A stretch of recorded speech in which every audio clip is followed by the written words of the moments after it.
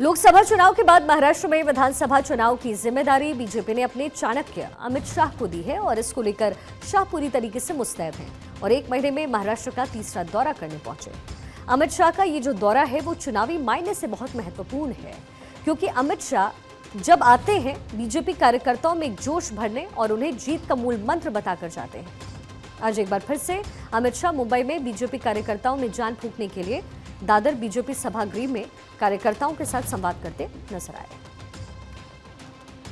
भाजपा कार्यकर्ताओं में जोश भरने के लिए अमित शाह का आज मुंबई दौरा रहा। इस दौरान उन्होंने दादर के सभागृह हाल में भारतीय जनता पार्टी के तमाम कार्यकर्ताओं को संबोधित किया। इस दौरान उन्होंने कार्यकर्ताओं को बताया कि किस तरह से आगामी विधानसभा चुनाव को लड़ना है। दरअसल जिस तरह से गृहमंत्री अमित शाह ने पुणे में कार्यकर्ताओं को संबोधित किया था और भारतीय जनता पार्टी को एक मंत्र दिया था, उसी मंत्र को आज अमित शाह मुंबई में दोहराए हैं। उन्होंने बताया कि कार्यकर्ताओं को आगामी विधानसभा चुनाव में कैसे चुनाव लड़ना है। इसके बाद अमित शाह भारतीय जनता पार्टी के वरिष्ठ नेताओं के साथ बैठक करेंगे, क्योंकि जिस तरह से अमित शाह ने पुणे में भारतीय जनता पार्टी के नेताओं को सीट शेयरिंग को लेकर आपसी तालमेल बैठाने और सीट शेयरिंग फार्मूला तय करने के लिए 2 दिन का वक्त दिया था।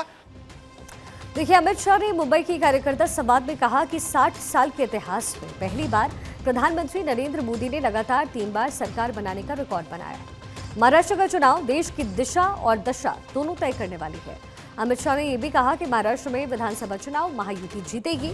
राहुल गांधी के नेतृत्व में 3 बार असफलता मिली है और इस बार उनका कद बढ़ा है और इसकी खुशी मना रहे हैं, लेकिन सरकार अपनी है। जिसकी सरकार बनती है वही विजयी होता है। अपनी तीसरी बार सरकार बनी। अमित शाह ने कहा कि महाराष्ट्र में महायुति की सरकार आएगी, ये निश्चित है। महाराष्ट्र में महायुति को चुनाव जीतने से रोकने की किसी में हिम्मत नहीं। बीजेपी राज करने के लिए सत्ता में नहीं, बल्कि विचारधारा पर काम करने के लिए सत्ता में है। राम मंदिर और धारा 370 हटाने के लिए बीजेपी सत्ता में आई। महाराष्ट्र में चुनाव जीतने के बाद समान नागरिक कानून लागू करेंगे। देवेंद्र फडणवीस महाराष्ट्र की समस्याओं का समाधान करने में सक्षम है। बीजेपी की सरकार आने के बाद 10 साल में आतंकवाद और नक्सलवाद खत्म किया गया।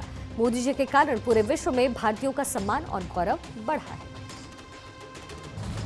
अगर अमित शाह जी जैसे एक बड़े नेता, जो देश के गृह मंत्री हैं, बीजेपी के बहुत बड़े नेताओं में से एक हैं, वो अगर मुंबई और महाराष्ट्र बार बार आ रहे हैं, आदरणीय प्रधानमंत्री जी बार बार आ रहे हैं, फिर आने वाले हैं 5 अक्टूबर को, तो ये डर महाविकास आघाड़ी को अच्छा लगा। हम इस डर से डरते नहीं हैं और मजबूत होते हैं।